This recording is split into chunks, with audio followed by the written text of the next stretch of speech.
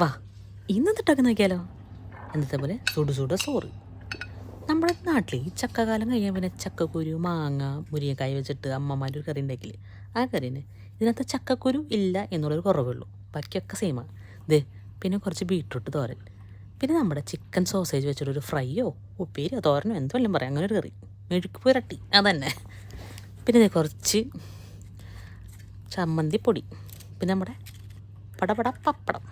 ഇതൊക്കെയാണ് ഇന്നത്തെ വിഭവങ്ങൾ. ഇതൊക്കെ കൂട്ടി നമുക്ക് പഠിച്ചാലോ. വാ അന്ന് തന്നെ കറി എടുത്ത് കുറച്ചൊന്ന് മിക്സ് ചെയ്തിട്ട് അതൊക്കെ അങ്ങോട്ട് മാറ്റി വയ്ക്കട്ടെ.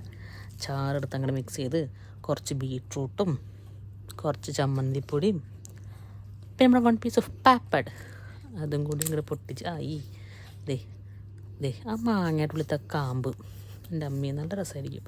ഒന്നാമത് ഈ പുളി ഇറങ്ങിക്കഴിഞ്ഞാൽ കറിക്ക് ഒരു പ്രത്യേക ടേസ്റ്റ് ഉണ്ട് കേട്ടോ. പണ്ടൊന്നും എനിക്ക് ഇഷ്ടമുണ്ടായില്ല, ഇപ്പോൾ എനിക്ക് ഭയങ്കര ഇഷ്ടമായി തുടങ്ങിയപ്പോൾ. പിന്നെ ഈ മുരിങ്ങക്കായൊക്കെ കൂട്ടി നന്നായിട്ട് കുഴക്കട്ടെ. പണ്ടൊക്കെ അമ്മേനെ ചീത്ത പറയും, ഇതന്നെയുള്ള കറി, ചക്കക്കാലം കഴിഞ്ഞ പിന്നെ ഇതാണ് കറി എന്ന് പറയും. പക്ഷെ ഇപ്പോൾ അതൊക്കെ ഭയങ്കരമായിട്ട് മിസ്സായി എനിക്കിതേ. അതും കൂടി കുറച്ച് കേട്ടില്ല, അതിന് വിഷമവും. അതും കൂട്ടി അങ്ങോട്ട് എടുത്ത് നമുക്കൊന്ന് കഴിച്ചു നോക്കാം. എനിക്ക് തോന്നുന്നുണ്ട് ഈ സാധനം പെട്ടയ്ക്കൊന്ന്